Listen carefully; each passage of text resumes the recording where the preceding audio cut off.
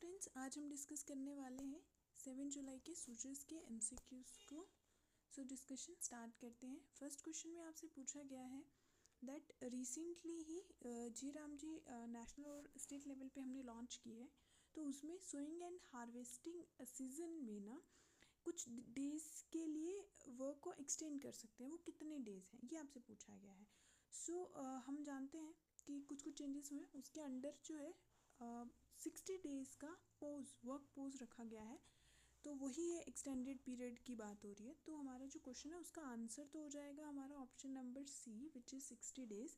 But इसके साथ साथ आपको और भी कुछ चीज़ें पता होनी चाहिए, जैसे कि वर्क डेज जो है वो 100 से बढ़ा के 125 डेज़ कर दिए गए हैं।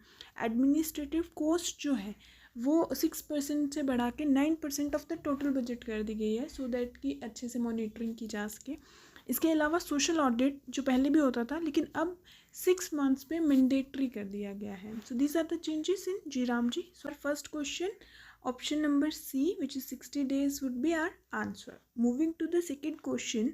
सेकेंड क्वेश्चन में आपसे ये पूछा गया है दैट रिसेंटली क्या हुआ, जयपुर के मेट्रो रेल प्रोजेक्ट है जिसका फेज़ 2 चल रहा है, उसका इनॉग्रेशन हुआ था, है ना। तो वो कहाँ से इनॉग्रेशन किया गया था? वो इनॉग्रेशन किया था हमने बलोत्रा में। एक्चुअली क्या था कि पंचपदरा में जो रिफाइनरी इनॉग्रेशन हुआ उसी इवेंट में ही इसको भी इनॉग्रेट किया गया था।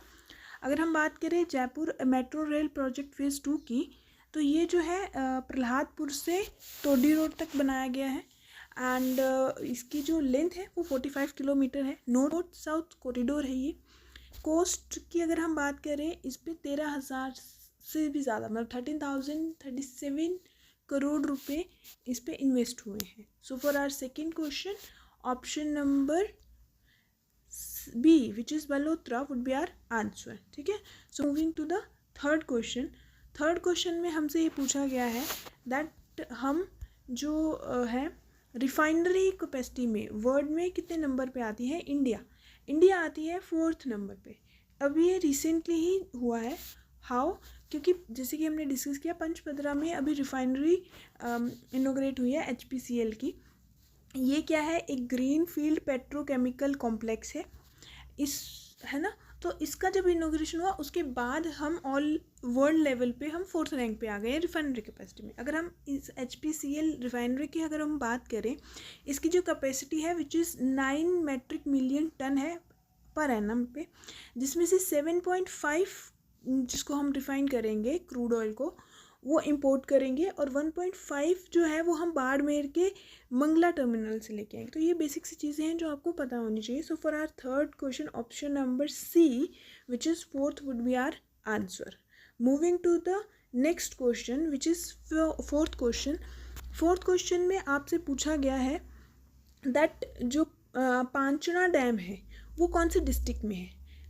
ये है करौली डिस्ट्रिक्ट में। ठीक है। अब ये पांचना डैम क्यों न्यूज़ में है? इस is highly in news because 2006 से इसको लेके डिस्प्यूट चल रहा है बहुत सारे विलेजेस में, और वो क्या डिमांड कर रहे हैं कि इससे हमें वाटर सप्लाई दी जाए। तो उसकी वजह से इस काफ़ी डिस्प्यूट चल रहा है, तो ये न्यूज़ में है काफ़ी।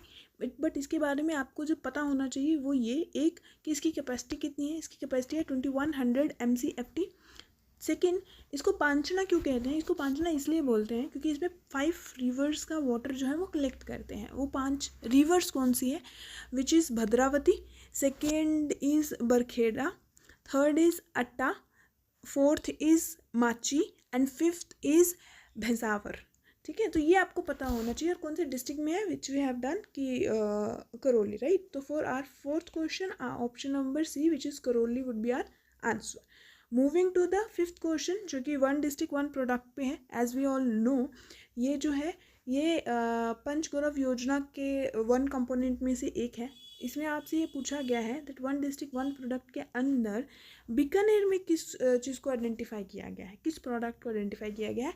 विच इज़, हम सबको पता है बीकानेर के भुजिया बहुत फेमस है, सो विच इज़ नमकीन। सो बीकानेरी नमकीन is under 1 district 1 product would be our answer. So for fifth के लिए option number D which is नमकीन वुड बी आर आंसर।